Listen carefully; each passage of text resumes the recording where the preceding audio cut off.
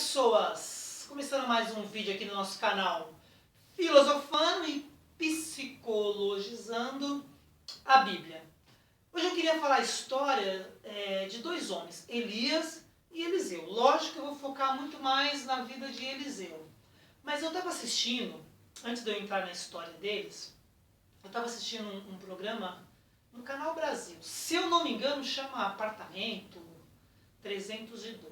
É um fotógrafo que mora nesse apartamento e ele tira fotos de mulheres, não sei se a palavra está correta, de mulheres normais, né? Que não são modelos, que não têm corpos exuberantes, mulheres que têm vidas e profissões normais. E é tão legal esse programa porque não tem um apelo sexual. É apenas para que a mulher descubra a beleza dela, até a filmagem em preto e branco e tal. E assistindo alguns deles, teve uma história que me marcou muito. A história de uma jovem, eu não lembro se ela tinha uns 25, 30 anos, não sei discernir a idade dela. Mas ela era da igreja dos Mórmons. E aí ela foi tirar essas fotos. Só que quando ela contou para a mãe dela ficou questionando por que ela estaria fazendo isso, fazendo aquilo. Aí ela pensa em não tirar as fotos, vou tirar, não vou tirar. Ela acaba tirando as fotos. E aí ela fica angustiada depois, pelo menos essa é a impressão que ela passa, né? Dando depoimento enquanto tirava as fotos. E ela fica bastante, aparentemente angustiada, um pouco culpada, porque a mãe não está aprovando, a mãe está reprovando, está sendo discriminada. E o que eu queria falar hoje sobre Elias e Eliseu é mais sobre a história dessa mulher, dessa garota que eu assisti, do que propriamente Elias e Eliseu. Por quê? O que eu quero falar hoje é que para ter uma mudança na minha vida, eu não posso ter para onde voltar. Eu tenho uma teoria na minha vida. Tudo eu falo teoria, né? Eu tenho uma teoria de vida. Por que eu falo teoria? Porque se amanhã eu quiser mudar, eu posso mudar. Era uma teoria. Hoje eu penso assim, amanhã eu posso pensar diferente. Eu não tenho medo de mudar. Eu quero sempre estar em constante mudanças. E aquilo que foi interessante eu quero continuar pensando. Mas se amanhã eu perceber que é um pensamento retrógrado, antigo, ultrapassado, eu quero mudar. Então eu tenho uma teoria. As mudanças que são muito rápidas são, vamos dizer, as mudanças que são rápidas. Você faz uma mudança muito rápida, ela provavelmente vai ser temporária. As mudanças que são lentas, elas são mais permanentes. E contando a história dessa moça, enfiando aqui no meio um profeta chamado Elias e o seu discípulo chamado Eliseu. Parece que eu estou fazendo uma salada aqui que eu não quero chegar lá em lugar nenhum.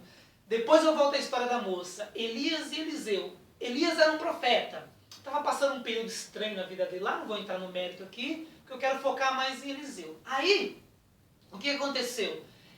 Ele foi atrás de um discípulo, porque ele entendia que Deus falou para ele que precisava de um discípulo. Aí ele foi até a casa de um jovem chamado Eliseu. E chegando lá, ele jogou a capa dele, o manto dele, sobre aquele jovem. E nisso há um simbolismo muito interessante, porque às vezes você precisa entender as simbologias da Bíblia ou de qualquer coisa que você está estudando, né? A simbologia significava que estava se passando um legado, uma autoridade ou até mesmo uma unção. Ou seja, aquela autoridade, aquela unção, aquela capacidade de profeta que estava sobre Elias, ele estava agora passando sobre Eliseu. Só que haveria um tempo de caminhada, de constituição, de formação, de aprendizagem, de discipulado. E aí tem uma questão muito legal, muito interessante, que Eliseu fala: eu posso ir primeiro matar os meus bois? Deixa eu entender que ele tinha uma fazenda, morava numa fazenda e tinha gados, tinha animais. Você sabe que nessa época era a moeda, era o dinheiro, era o poder que você tinha de ter terras e animais. E ele fala: Eliseu fala para Elias: posso ir matar os meus bois, fazer vou usar essa palavra, tá? Fazer um churrasco com a minha família? Aí Elias fala uma outra frase bem interessante: pode ir, porque você já sabe o que te aconteceu. Mudanças rápidas significa mudanças temporárias. Mudanças lentas, quando você vai mudando aos poucos, provavelmente são mudanças que vão permanecer. Então, quando Eliseu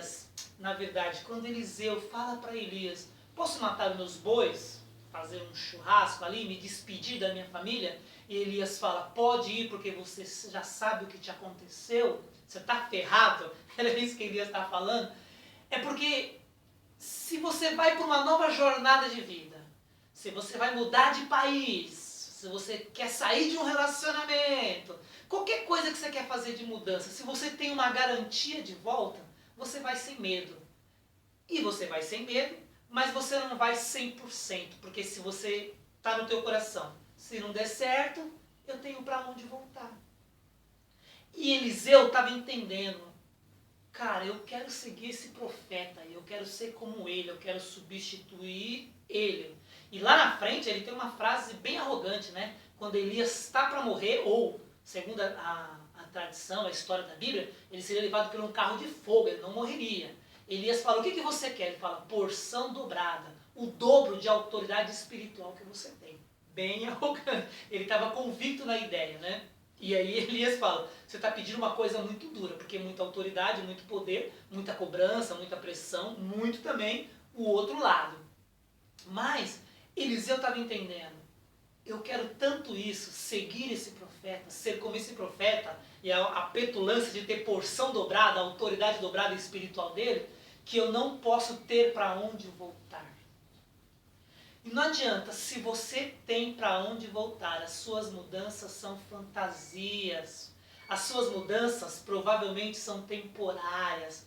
Quando você tem para onde voltar, você não faz uma mudança 100% radical. Você faz uma mudança muitas vezes para fazer barganha, para fazer troca, para ter alguma coisa, algum tipo de chantagem até. Mas quando você não tem para onde voltar, você vai de cabeça. É que nem você pegar uma pessoa que mora em outro país, que foi lá para trabalhar. Ela não tem amigos, não fala a língua, não conhece a cultura, não se adapta com a comida. O que ela faz? Trabalha, trabalha, trabalha, trabalha.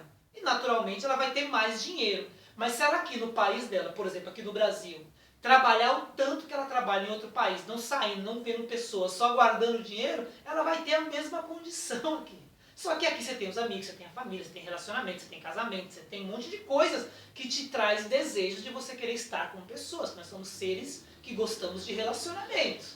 Então, provavelmente, se você fizer tudo isso no seu país, o que você faz em outro país, por exemplo, a pessoa que sai do país para ter dinheiro, ela teria aqui um pouquinho mais, um pouquinho menos, mas não mudaria muito.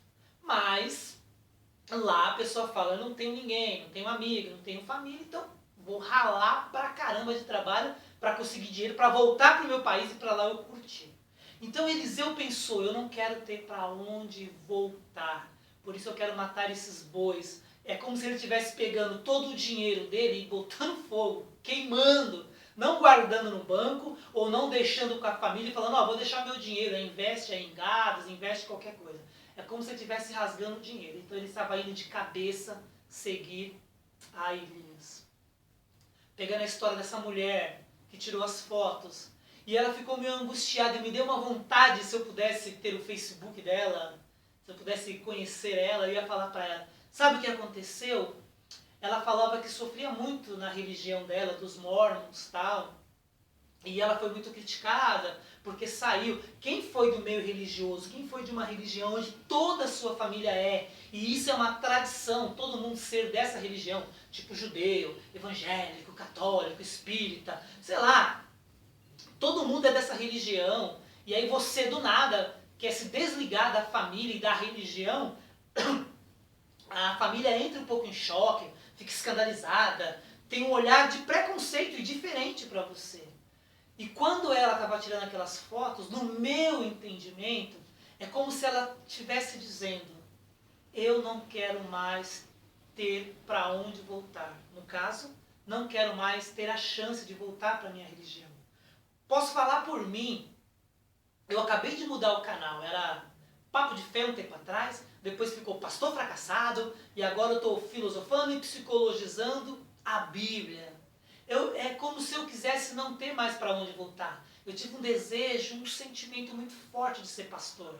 Vivia lendo a Bíblia, vivia orando várias horas. E aí não deu certo, me frustrei, perdi a fé, monte de coisa na minha cabeça, tinha um período melancólico, meio de tristeza, eu falo daltônico emocionalmente, via tudo preto e branco, sem colorido na vida, sem vontade de cantar uma canção nova.